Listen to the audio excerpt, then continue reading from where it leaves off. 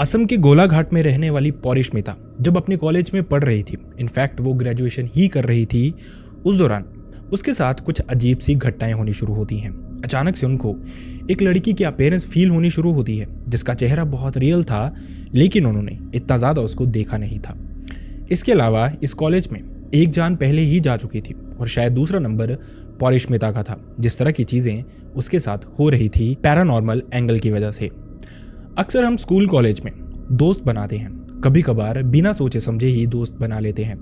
कोई हमें बेचारा लगता है तो कोई बहुत फनी लगता है, कोई हमें बहुत समझदार लगता है तो कोई बहुत फ्रेंडली लगता है। लेकिन कभी कभार ये जो दोस्ती यारी होती है ये हमें बहुत सोच समझ के बनानी चाहिए, क्योंकि यू नेवर नो सामने वाला जो इंसान है जो आपके कहने के लिए आपका दोस्त है और शायद बिहेव भी वैसा कर रहा है, उसके दिल के अंदर क्या चल रहा हो, कहीं कुछ बहुत भयानक तो नहीं जो आपकी जान तक पे बन जाए। आज का इंसिडेंट असम के गोलाघाट का कुछ इसी तरह का है। इंसिडेंट देखने के बाद हो सकता है आप दोस्ती यारी करने से डरें या फिर दोस्त बनाने से पहले उस दोस्त के बारे में अच्छे से इंफॉर्मेशन गैदर कर लें। तो चलिए शुरू करते हैं। Hi and welcome back everyone. First of all thank you so much हमारी वीडियोस को इतना प्यार देने के लिए। आपका प्यार इसी तरह से मिलता रहेगा तो वीडियोस भी इसी तरह से आती रहेंगी। अगर आपको वीडियोस पसंद आती हैं तो वीडियोस को हाइप करना ना भूलें, चैनल को सब्सक्राइब करके बेल आइकन प्रेस करना बिल्कुल भी ना भूलें। साथ ही आप कमेंट सेक्शन में अपनी सिटी, स्टेट या फिर कंट्री का नाम बता सकते हैं जिससे हमें मोटिवेशन मिलती है। साथ ही अपने सजेशंस भी आप कमेंट सेक्शन में हमें बता सकते हैं। अपना इंसिडेंट आप कैसे शेयर कर सकते हैं ये आपको वीडियो के एंड में जानने को मिलेगा।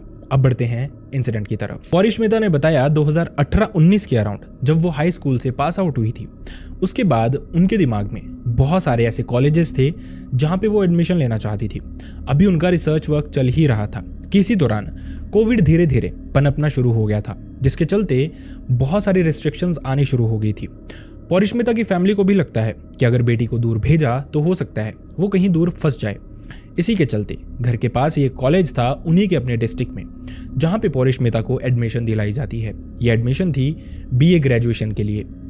जैसे ही एडमिशन होती है उसके बाद पौरिष्मिता इस कॉलेज में धीरे धीरे सेटल डाउन होने लगती है। अभी कोई उसका नया दोस्त नहीं बना था। वो जा रही थी, सारे टीचर्स को भी नहीं जानती थी। इनफैक्ट अभी तक क्लासरूम्स का भी अच्छे से खुलासा हुआ नहीं था।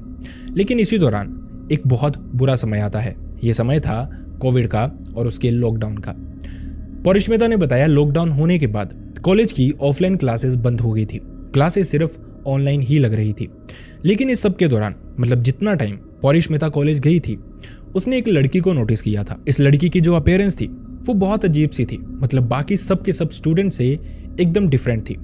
इस तरह से डिफरेंट कि वो बहुत क्यूरियस थी उसके बारे में जानने के लिए कि आखिरकार इसका माइंडसेट किस तरह का है, आखिरकार ये इस तरह की है क्यों। लेकिन इससे पहले वो कुछ भी जान पाए, इनफैक्ट इस लड़की का नाम तक जान पाए, ये लॉकडाउन लग गया था, जिसके बाद कुछ टाइम तक ऑनलाइन क्लासेस ही लगती हैं। पौरिष्मिता ने भी ऑनलाइन क्लासेस अटेंड की, लेकिन फॉर्चुनेटली आफ्टर अ वाइल ये जो क्लासेस थी ये ऑफलाइन शुरू हुई। पौरिष्मिता फिर से कॉलेज आती है और वहाँ पे वो फिर से उसी लड़की को नोटिस करती है। अब इस लड़की की मैं आपको थोड़ी सी अपीयरेंस बताना चाहूँगा, किस तरह की वो बन के रहती थी और क्यों वो डिफरेंट थी। ये वो ज़माना था जब सब मॉडर्न होते हैं, वेस्टर्न क्लोथिंग्स, वेस्टर्न स्टाइल, इन सब को लोग फॉलो कर रहे हैं, स्पेशली नॉर्थ ईस्ट में। इसी के चलते पौरिष्मिता ने बताया बहुत सारी स्टूडेंट्स थी जो अपने बाल स्ट्रेट करवाती थी, वेस्टर्न ड्रेसेस पहनती थी और बालों को हाईलाइट भी करवाते थे, मेकअप भी करते थे। लेकिन इस सबसे उल्टी ये जो लड़की थी ये सूट पहन के आती थी और वो भी ओल्ड स्कूल टाइप का। इसके अलावा वो एक पोनीटेल किया करती थी और उसमें भी पूजा वाला फूल लगा के आया करती थी, बिंदी लगा के आती थी और ऐसा लगता था कि कोई 90s की लड़की आ रही है कॉलेज में।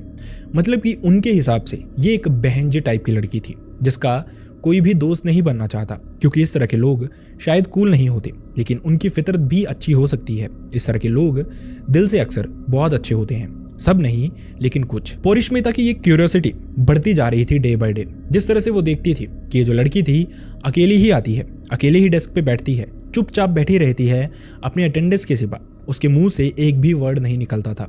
कोई बात भी करना चाहे तो बहुत लिमिटेड सी बात करती थी, इसके अलावा मुंह तक नहीं खोलती थी। पौरिष्मिता ने नोटिस किया कि उसी की एक फ्रेंड थी, मतलब कि उसके बेंच से पीछे वाले बेंच पे बैठा करती थी। बहुत अच्छी फ्रेंड नहीं थी लेकिन बातचीत होती थी। वो लड़की इस लड़की से बात कर रही थी। बातचीत ज़्यादा देर नहीं चलती है, 10 से 15 सेकंड। लेकिन उस सब के बाद जब ये लड़की वापस आती है तो पौरिष्मिता उससे पूछना शुरू करती है कि आखिरकार इस लड़की का मैटर क्या है, इसका नाम क्या है और ये इस तरह की क्यों रहती है। पौरिष्मिता को यहाँ पे इस लड़की का नाम पता चला था। लड़की का नाम था ज्योति। और एक बहुत बड़ा फैक्टर निकल के सामने आता है जिसकी वजह से पौरिष्मिता का दिल सिंपैथी से भर जाता है ज्योति के लिए। पौरिष्मिता को ये लड़की बताती है कि जो इसकी रूममेट थी, मतलब वो किसी अलग स्टेट से थी, जिस वजह से वहां पे एक रेंटेड अपार्टमेंट में रह रही थी। उसी के साथ एक लड़की रहती थी, उसने अपनी जान ले ली थी। इसी के बाद पुलिस केस होता है और बहुत सारी इस तरह की फॉर्मेलिटीज होती हैं। लेकिन जिसके बाद ज्योति उसी कमरे में रहने का डिसाइड करती है। ऑनर्स ने भी मना नहीं किया क्योंकि वो खुद भी वहां पे नहीं रहते थे, वो यूरोप में रहते थे।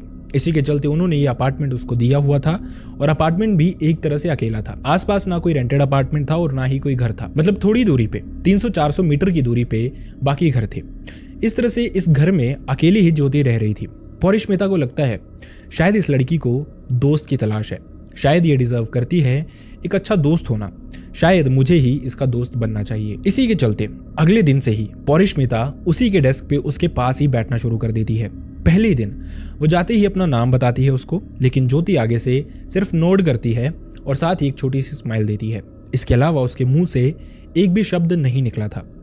ये भी कहीं ना कहीं पौरिष्मिता के लिए इनफ था, मतलब जिस तरह का उसका बिहेवियर था उसने कम से कम कुछ इशारा तो किया था।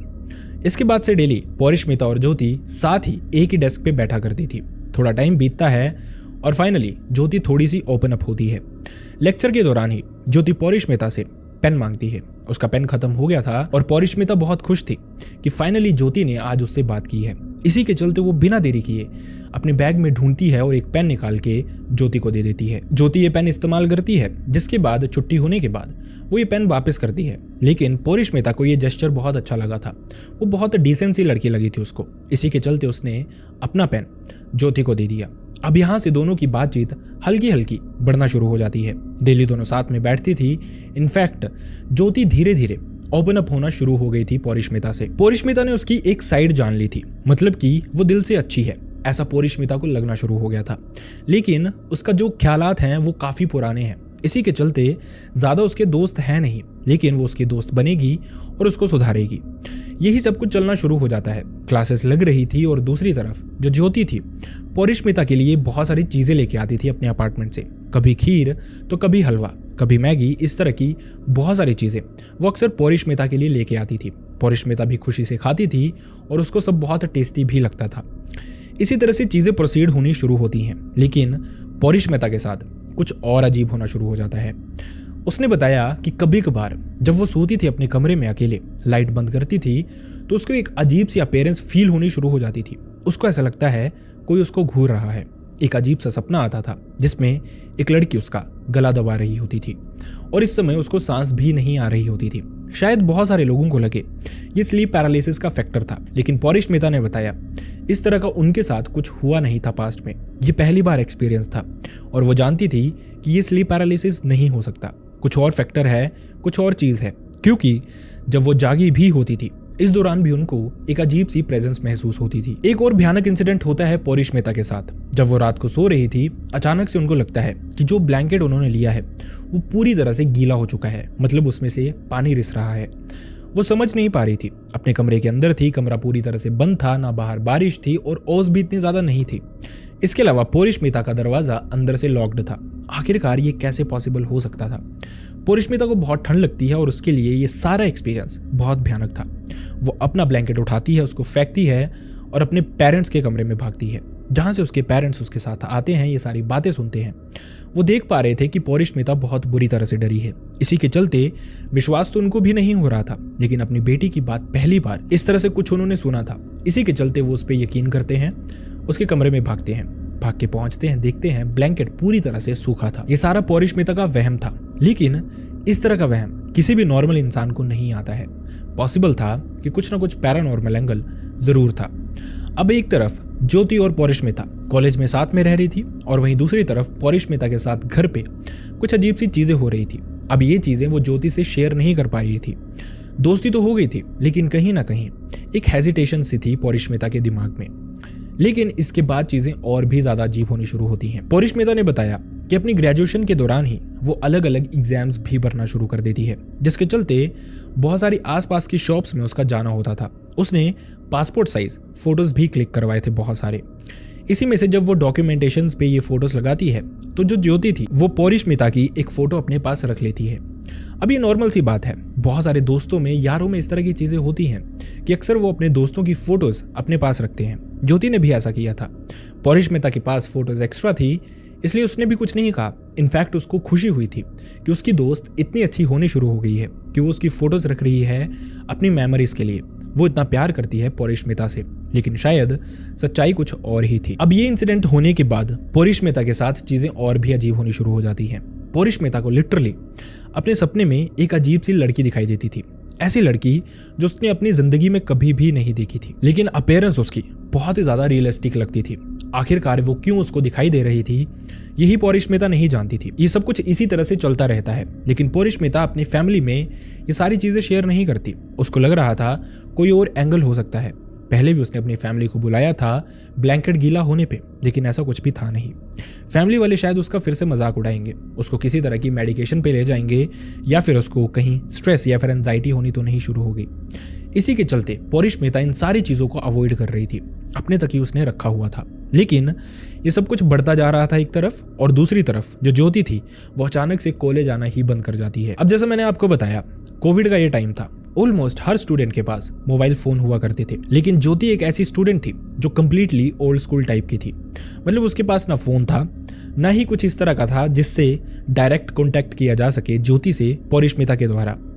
इसी के चलते जब 2 से 3 दिन हो जाते हैं, ज्योति से कोई कॉन्टैक्ट नहीं हो पाता और पौरिष्मिता बहुत ही ज़्यादा परेशान हो गई थी, तो उसको कहीं ना कहीं इन दोनों चीज़ों में सिमिलैरिटी लगना शुरू हो जाती है। पूजा पाठ में पौरिष्मिता का बहुत ध्यान रहता है, और ऐसा माना जाता है जो लोग बहुत पूजा पाठ करते हैं, जो लोग बहुत डिवोशनल होते हैं, चाहे किसी भी धर्म के क्यों ना हो, उनको ये चीज़ें कम इफेक्ट करती हैं। मतलब कहीं ना कहीं भगवान उनको सहारा देते हैं, कहीं ना कहीं भगवान उनकी हेल्प करते हैं। ऐसा ही शायद पौरिष्मिता के साथ भी हो रहा था।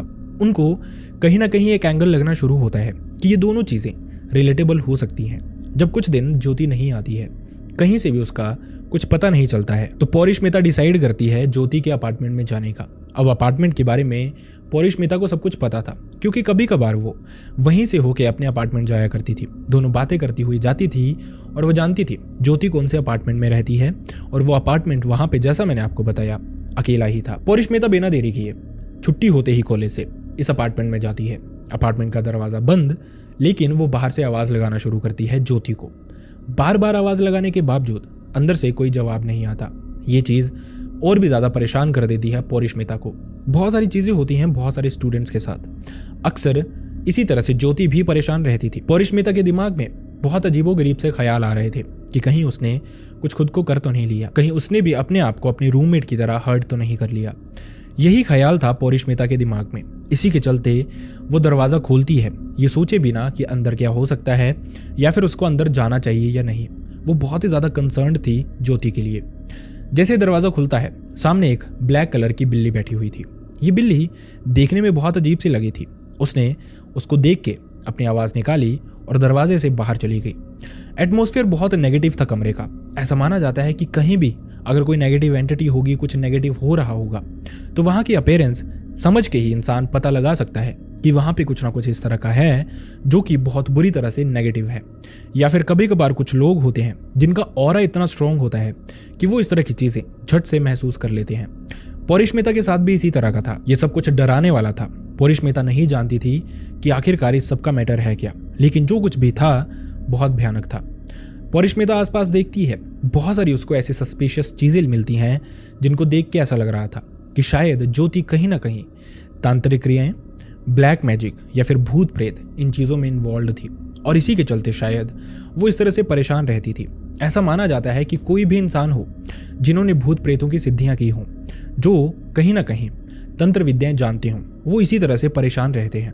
अकेले रहना उनको पसंद होता है, या फिर कुछ लोग इस तरह के होते हैं जिन्होंने शैतान को, भूत को, प्रेत को सिद्ध किया होता है। वो अक्सर उनको परेशान करते रहते हैं, क्योंकि ऐसी चीज़ों को कोई ना कोई काम चाहिए होता है, और अगर काम ना मिले तो जिस इंसान ने उनकी सिद्धि की हुई होती है उन्हीं को परेशान करना शुरू कर देती हैं। परिश्मिता को लग रहा था कहीं ज्योति के साथ भी ऐसा ही तो नहीं है। ये सब कुछ देखते देखते वो अचानक से ज्योति के बेडरूम में पहुंचती है, जो कि उसको लग रहा था बेडरूम है, क्योंकि बाहर का जो एरिया था वहां पे किसी भी तरह का बिस्तर नहीं था। अंदर एक बिस्तर था और ज्योति की बहुत सारी चीजें थी। क्लियर हो रहा था कि यही ज्योति का बेडरूम होगा। और इसी बेडरूम में एक अलमीरा थी। अलमीरा पे बाहर शीशा लगा हुआ था, जिसके अंदर बहुत सारी अपनी दिखाने वाली चीज़ें रखी जाती हैं, जैसे किसी तरह की ट्रॉफीज़, किसी तरह की सर्टिफिकेशन या फिर कोई गिफ्ट जो बहुत ही ज़्यादा एक्सपेंसिव हो। लेकिन इस अलमारी के अंदर जो परिश्मिता को देखने को मिलता है वो उसके होश उड़ा देता है। उसको दिखाई देता है एक दिया जो कि बुझ चुका था, लेकिन अभी भी वो गर्म लग रहा था, उसमें से धुआं निकल रहा था। ऐसा लग रहा था कि इसको बुझे हुए थोड़ा टाइम ही हुआ है। जैसे ही वो इस अलमारी को स्लाइड करती है, खोलती है, तो अंदर जो था इस दिए के साइड साइड में रखा हुआ, वो देख के उसके और भी ज़्यादा होश उड़ जाते हैं। वो देखती है अंदर एक फ़ोटो थी जिस पे क्रॉस लगाया हुआ था, मोस्ट प्रोबेबली खून से। और ये फ़ोटो किसी और लड़की की नहीं थी, बल्कि वही लड़की थी जो अक्सर परिश्मिता को उसके सपने में दिखाई देती थी। वो बहुत शॉक्ड थी, ये कैसे पॉसिबल हो सकता है, एक ऐसी लड़की जिसको उसने कभी भी नहीं देखा, लेकिन अचानक से उसको सपने में वो दिखनी शुरू होती है। और बाद में उसको एक फ़ोटो भी दिखाई देती है जिसमें ये लड़की सामने प्रेजेंट थी। अब कहीं ना कहीं परिश्मिता के दिमाग में ये भी चल रहा था कि कहीं कभी ऐसा तो नहीं हुआ कि ज्योति ने ये फोटो परिश्मिता को दिखाई हो, जिसकी वजह से ये चेहरा उसके दिमाग में बैठ गया हो, और शायद वही सपने की वजह से उसको नजर आ रहा था। इन्हीं सब असमंजस में थी परिश्मिता, लेकिन अचानक से उसकी नज़र एक और चीज़ पे पड़ती है जो दिए के दूसरी तरफ रखी हुई थी, और ये कुछ और नहीं था, परिश्मिता की अपनी ही फोटो थी। और उसके ऊपर भी कुछ इस तरह की चीज़ें रखी हुई थी जो कि तांत्रिक क्रियाएं की हुई थी। ये वही फोटो थी, वही पासपोर्ट साइज फोटो जो परिश्मिता ने खुद ज्योति को दी थी। अब हो ना हो परिश्मिता समझ गई थी कि ज्योति के इंटेंशंस क्या रहे हैं, उसके साथ जो भयानक चीज़ें शुरू हुई हैं वो किस वजह से शुरू हुई हैं। उस दिन से ये चीज़ें हो रही थी जब से परिश्मिता ज्योति के घर का लाया हुआ वो चीज़ें खाती थी, या फिर जब से उसने फोटो दी थी तब से ये सब कुछ बहुत ही ज़्यादा एक्सट्रीम हो गया था। क्लियर था कि वो ब्लैक मैजिक कर रही थी या फिर वो ख़त्म करना चाहती थी परिश्मिता को। लेकिन ये दूसरी लड़की कौन थी ये वो नहीं जानती थी। परिश्मिता बहुत डर गई थी और उससे अंदर टिका ही नहीं जा रहा था। उसने दोनों फोटोज फटाफट से उठाई और भागते हुए इस घर के बाहर चली गई। सबसे पहले वो जाती है उस दोस्त के पास जिसने उसको ज्योति के बारे में बताया था कि उसकी फ्रेंड ने इस तरह से खुद की जान ले ली थी। उसको वो दूसरी फोटो दिखाती है और कहती है कि क्या तूने इस लड़की को देखा है। जो लड़की आगे से कहती है वो सुन के परिश्मिता की हालत और ख़राब। ये लड़की कोई और नहीं थी बल्कि वही लड़की थी जो ज्योति की रूममेट थी और जिसने अपनी जान ले ली थी। लेकिन कैसे? परिश्मिता ने उस लड़की को देखा भी नहीं था, लेकिन फिर भी उसके सपनों में आती थी। और दूसरा नंबर शायद अब परिश्मिता समझ गई थी कि ज्योति ने ही किया था उस लड़की के साथ, और दूसरा नंबर अब परिश्मिता का था। उसी के साथ ये चीज़ें होनी शुरू हो गई थी और धीरे धीरे शायद वो भी उसी जगह पे पहुंचने वाली थी जिस जगह पे वो दूसरी लड़की पहुंची और उसने अपनी जान ले ली। अक्सर ये जो तांत्रिक क्रियाएं होती हैं जब किसी पे की जाती हैं तो इसी तरह से वर्क करती हैं। इंसान खुद के दिमाग से आपा खोने लगता है, धीरे धीरे बहकी बहकी चीज़ें करने लगता है, जिसकी वजह से उसकी इंटरनल हेल्थ भी खराब होनी शुरू हो जाती है और उसके बाद एक्सटर्नली भी वो खुद को हार्म करना शुरू कर देता है। परिश्मिता के साथ भी ये स्टेज शायद आने वाली थी। बिना देरी किए परिश्मिता अपने पूजा घर में पहुंचती है, वहां पे अपनी इस फोटो को रखती है, थोड़ी देर भगवान का नाम लेती है, उसी तरह से पूजा पाठ करती है और उसके बाद अपनी इस फोटो को खुद ही जला देती है मंदिर के पास में ही। परिश्मिता ने बताया उसके बाद से उसके साथ इस तरह का कोई इंसिडेंट हुआ नहीं, लेकिन एक भयानक चीज़ थी जो वो समझ गई थी कि किसी भी इंसान से बिना सोचे समझे दोस्ती नहीं करनी चाहिए। और रहा सवाल ज्योति का, तो उसको परिश्मिता ने इसके बाद कभी देखा ही नहीं। इनफैक्ट उसने कॉलेज में भी कोशिश की ज्योति का कहीं ना कहीं से एड्रेस निकालने का, ये पता करने का कि वो आई कहाँ से थी, लेकिन कॉलेज का जो भी डॉक्यूमेंटेशन थी वो सारी की सारी उस अपार्टमेंट से की गई थी। जो आधार कार्ड उसका था वो फर्जी था। ज्योति कौन थी किसी को नहीं पता और ना ही परिश्मिता को पता। दोस्तों, इस तरह के इंसिडेंट हमें ये बताते हैं कि अक्सर हम में से बहुत सारे लोग होते हैं जो बहुत जल्दी किसी के साथ भी ओपन अप हो जाते हैं। कोई इंसान अगर हमें बेचारा दिखता है, कोई इंसान इस तरह का दिखता है जो अकेला रहता है, तो हम सोचते हैं कि ये भी फन करे, ये भी इंजॉय करे और हमारी कंपनी में आ जाए। लेकिन कहीं ना कहीं कुछ रीजंस होते हैं जिन वजह से ये इंसान अकेले रहना पसंद करते हैं। कोई रीज़न होता है जिसकी वजह से इनका कोई दोस्त नहीं होता, और कोई रीज़न होता है जिस वजह से ये ज़्यादा बोलते नहीं हैं। शायद इस तरह के लोग आपके सराउंडिंग भी हों। तो अगर आप किसी ऐसे इंसान को जानते हैं और आपके दिल में भी सिंपैथी है ऐसे लोगों के लिए, तो बेहतर होगा आप दूरी बना के रखें। यू नेवर नो, कहीं वो भी ज्योति की तरह कुछ ब्लैक इंटेंशंस लेके आपके सामने तो नहीं आ रहा। आई रियली होप आपको हमारी वीडियो से कुछ सीखने को मिलता है एंड आई रियली होप आपको ये वीडियो पसंद भी आया हो। वीडियो अगर पसंद आया तो वीडियो को लाइक करना ना भूलें, चैनल को सब्सक्राइब करना ना भूलें एंड आप कमेंट सेक्शन में अपनी सिटी, स्टेट या फिर कंट्री का नाम बता सकते हैं जिससे हमें मोटिवेशन मिलती है। साथ ही कोई सजेशन हो वो भी बता सकते हैं, तारीफ करना चाहें वो भी बता सकते हैं।